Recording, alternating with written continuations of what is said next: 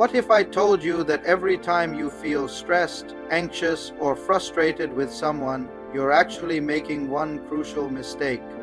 A mistake that drains your energy, ruins your mood, and keeps you stuck in cycles of disappointment.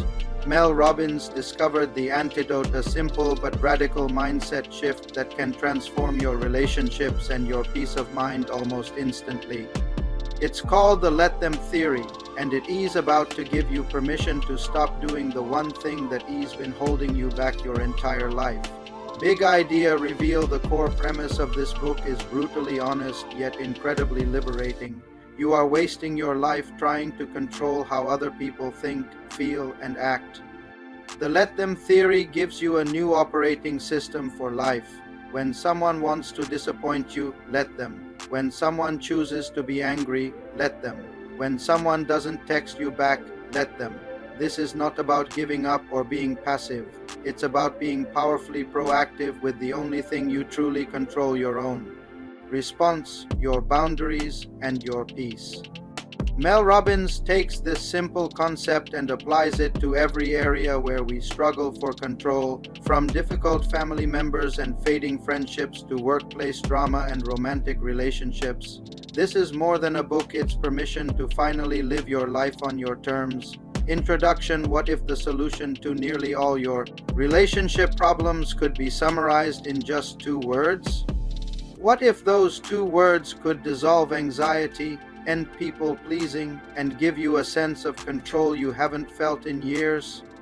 The introduction sets the stage by identifying the core problem, our exhausting addiction to trying to control everyone and everything around us.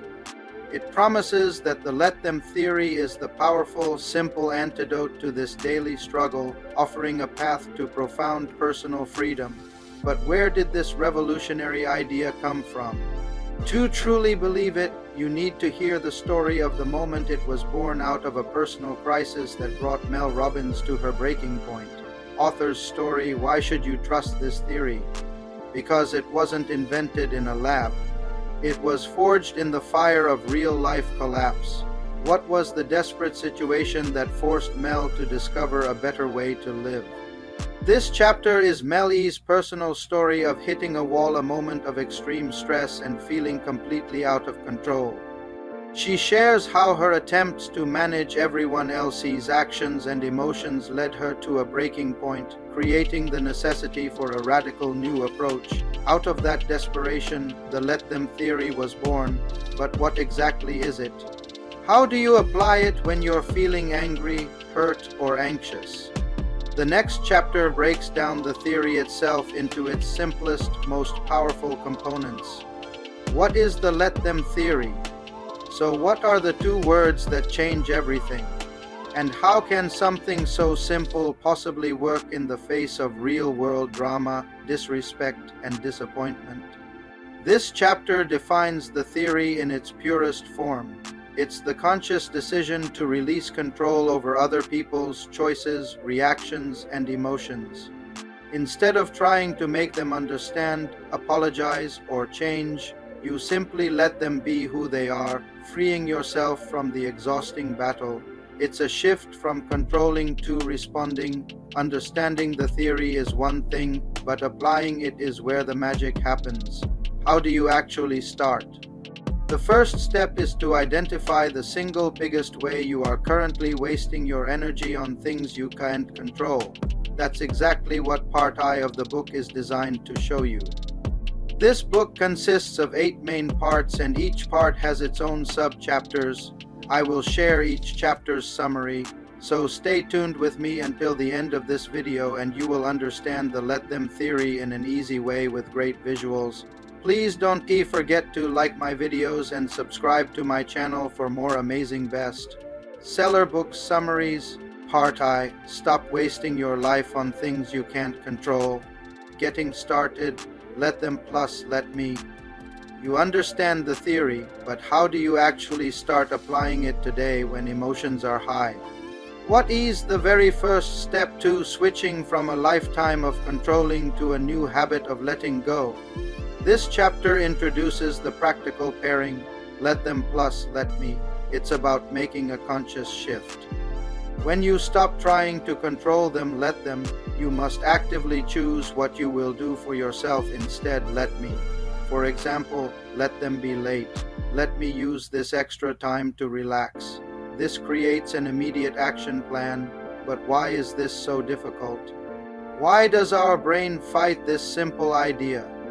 To make let them stick, you need to understand the psychological wiring that keeps you trapped in control mode. You and the let them theory. Why does letting them feel so wrong, even when you know it's right? What is the hidden psychological trap that makes controlling others feel safer than focusing on yourself? This chapter dives into the psychology behind our need for control. It explains that trying to manage others is often a misplaced attempt to manage our own anxiety and uncertainty. When we feel powerless, controlling someone else gives us a temporary illusion of power. The chapter reveals that the real work isn't about them, it's about retraining your own brain. This illusion of control is most powerful when it comes to one of life's inevitable forces, stress. But what if everything you think you know about managing stress is actually making it worse? Managing stress, what if most of your stress doesn't come from your actual problems, but from your futile resistance to them? What if the key to managing stress isn't fighting it, but changing your relationship with it? This chapter reframes stress. It argues that a significant portion of our stress is generated by the energy we waste fighting against things we cannot change: other people's behavior, past mistakes, or unexpected events. Applying the let them theory to these situations drains the stress away because you stop fighting reality, but this leads to a shocking realization that most people never want to accept. What if stress isn't a sign that something is wrong, but a sign that you're alive? Shocker, life is stressful. What if the goal isn't a stress-free life? What if the relentless pursuit of ease and comfort is actually the thing that makes you more fragile and anxious? This chapter delivers a counterintuitive truth. Life is inherently stressful. Uncertainty, challenges, and difficult people are not anomalies. They are part of the human experience. Let them isn't a tool to eliminate stress, but to navigate it with resilience. It's about accepting that stress will happen and choosing where to direct your energy. This acceptance leads to the ultimate test of the theory. How do you apply let them when the stress is directly targeted at you? When someone is intentionally trying to get under your skin, let them stress you out. How do you handle someone who knows exactly how to push your buttons? What do you do when the stress isn't a random event, but a deliberate action from another person? This is the ultimate application. The chapter teaches that when someone tries to stress you out, your power lies in your response. Let them try. You don't have to accept the invitation to engage in the drama. By refusing to react, you reclaim your power and neutralize their ability to control your emotional state. Mastering this with everyday stressors is one thing, but what about the deepest, most personal fear that fuels our need to control others in the first place? The fear of what they're thinking about us. This leads us to the most challenging part of all, fearing other people's opinions. Part 2. Fearing other people's opinions. Let them think bad thoughts about you. What is the one fear that dictates more of your choices than you'd ever admit? What if you could disarm it completely by accepting a simple, liberating truth? This chapter tackles the root of people-pleasing, the fear of being judged. It argues that you cannot control the narratives people create about you. Trying to manage their opinions is a futile drain of energy. The power move is to let them think whatever they want. Your worth is not determined by their thoughts. But what about when those bad thoughts come from someone you have to deal with every day? How do you apply this to the most difficult people in your life? How to love difficult people.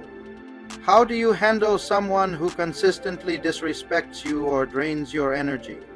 Is it really possible to let them be difficult without becoming a doormat or cutting them out of your life? This chapter reframes loving difficult people. It doesn't mean being a passive target. It means letting them be who they are without needing them to change for you to be okay. You set firm boundaries for your own peace while releasing the anger and frustration of trying to change them. Love in this context means releasing the burden of fixing them. Setting boundaries with difficult people is one thing, but how do you handle the explosive emotional reactions that often come when you stop playing by their rules? Part 3. Dealing with someone else's emotional reactions. When grown-ups throw tantrums, what do you do when a partner, parent, or colleague has an adult-sized temper tantrum because you've set a boundary? How do you keep your cool when someone is trying to guilt trip or manipulate you with their emotions? This chapter provides a clear strategy. Let them have their tantrum. Do not engage. Do not try to reason or calm them down. By refusing to participate in the drama, you take away its power. Their emotional reaction is their responsibility to manage, not yours to fix. Your job is to hold your boundary calmly. Staying calm in the face of an emotional storm often feels wrong. It can trigger guilt and self-doubt. How do you know you are making the right choice when every fiber of your being is screaming that you should fix it? The right decision often feels wrong. Why does doing the right thing for your own well-being often feel so terrible? What if the guilt you feel after setting a boundary is actually a sign you are on the right track, not a warning that you've made a mistake? This chapter offers a crucial insight. Making a decision based on the let them theory will often feel wrong initially because it goes against a lifetime of conditioning. That feeling of guilt or anxiety is a withdrawal symptom from your addiction to control, not a signal of error. The right decision for your peace is often on the other side of that temporary discomfort.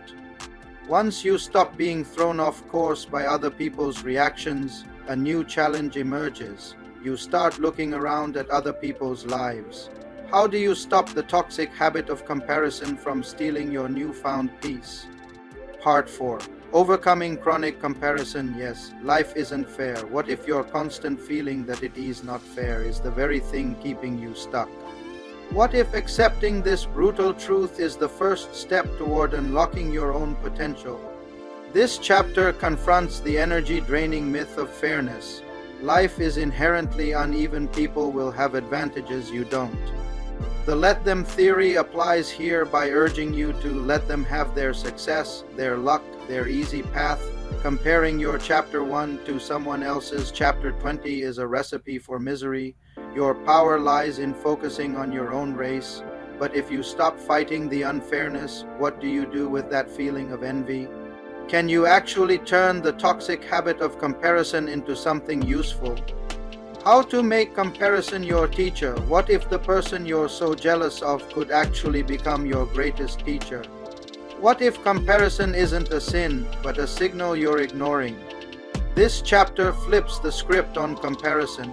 Instead of letting it make you feel inadequate, use it as a diagnostic tool. That pang of envy points to a hidden desire or value. Ask, what does this person's success show me that I truly want for myself? Then let them inspire your own goals. Use the feeling as fuel for your journey, not a reason to quit. Once you stop comparing your life to others, you create space to build something real, and often that starts with the people closest to you.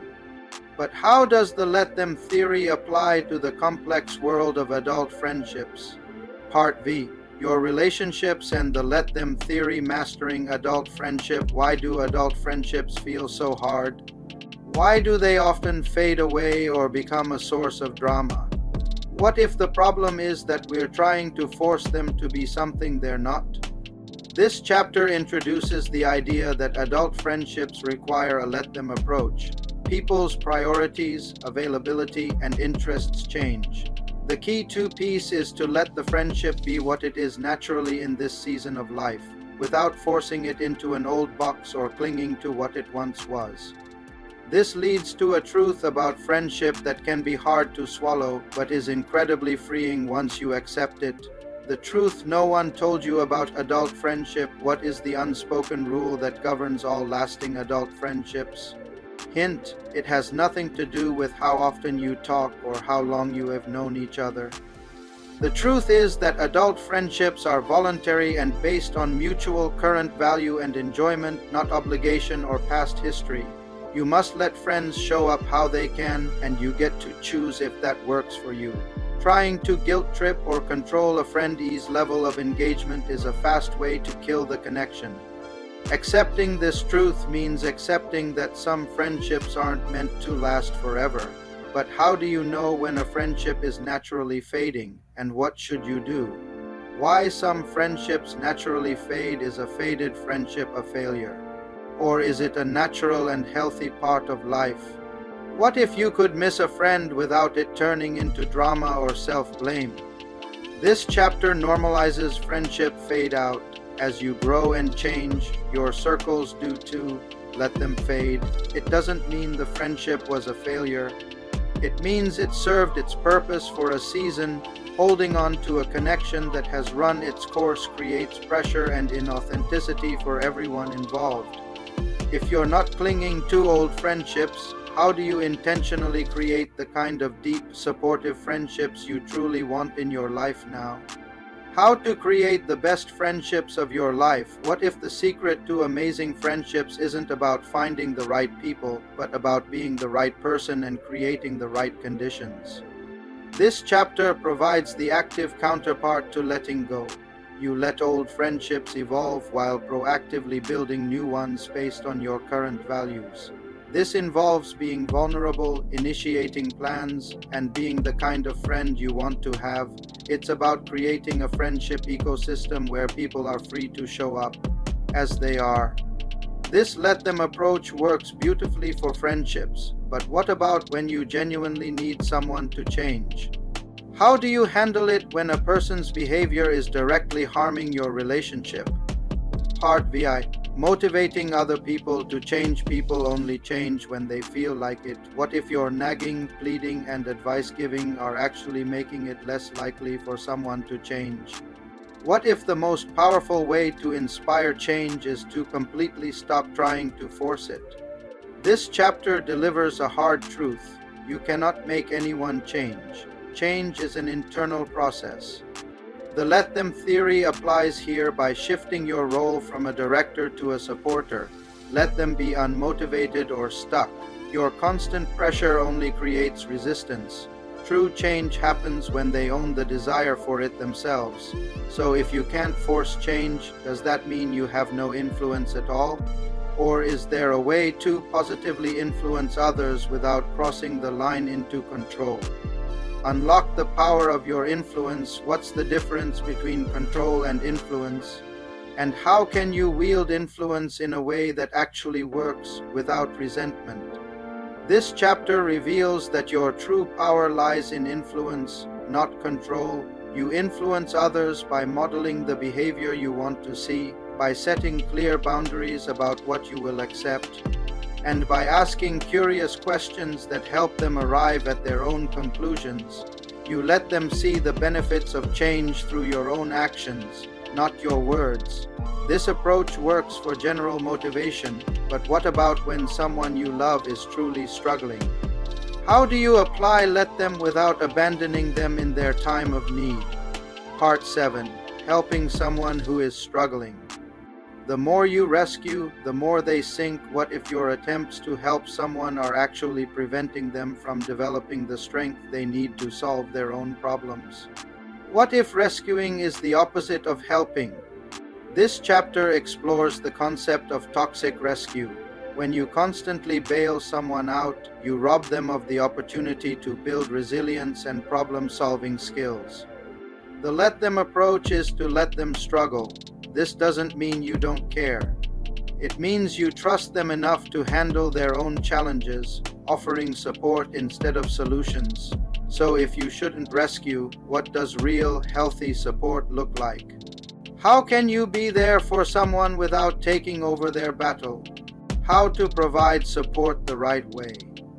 How can you be a rock for someone without letting them pull you underwater with them?